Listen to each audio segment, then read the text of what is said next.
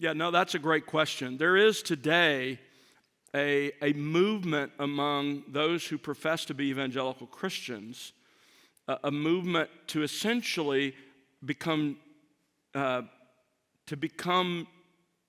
Jews in our worship, to really re-embrace Judaism, even in the names we use, including the festivals and the feasts. There's several different movements that sort of encourage that.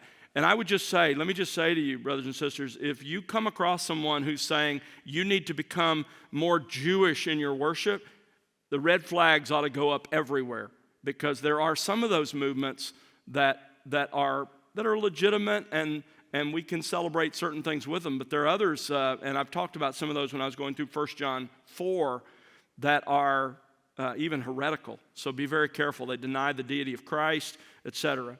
But to your question, the answer is you need to differentiate between the faith of the Scriptures and Judaism. You know, when you look at the Scriptures, clearly Jesus, when he assessed New Testament Judaism, the Judaism in the first century, he identified it as a false faith. He said the Pharisees were making their proselytes twice the children of hell that they were, Matthew 23.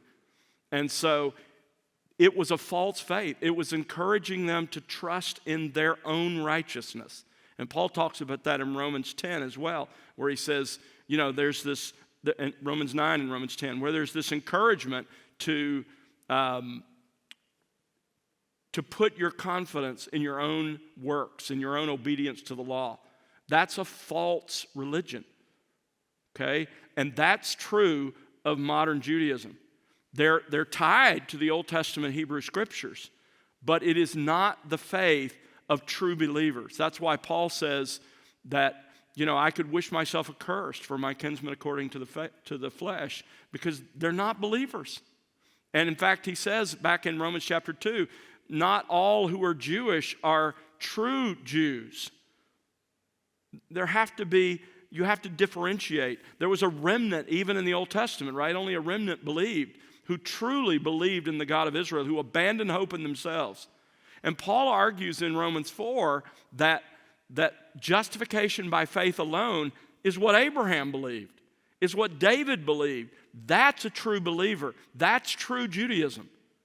But once you start turning Judaism into a works-based system, you have created a false religion. That's why Jesus, you remember that dramatic scene at the end of the Passion Week, in which he is so angered by the abuse of first century Judaism and how it's abusing people, particularly the widow who gives everything she has to live on. That's contrary to the heart of God. God tells us to support the widows, to make sure they have what they need to live on. That's the heart of God. But the system robbed this woman of what she needed to live on. That's why he said, just in both cases where the widow's mite story occurs, you look at the verses right before it, and Jesus says, this system devours widows' houses. And Jesus was so angered by the system, a works-based righteousness, a system that took advantage of people, that he leaves the temple and he says, as the disciples are admiring the temple, he says, listen, not one of these stones will be left on another. They're going to be destroyed. This is a worthless system. So you have to differentiate between true biblical Old Testament believers and Judaism, both in the first century and today.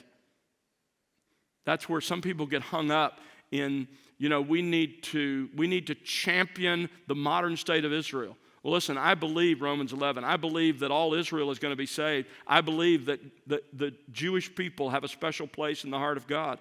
But that doesn't mean that everything that the modern state of Israel does is admirable and we ought to champion.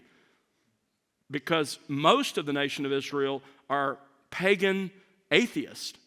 And many of them are idolaters because they've substituted their own righteousness for faith in the God they claim to worship. So you just have to be careful to differentiate that.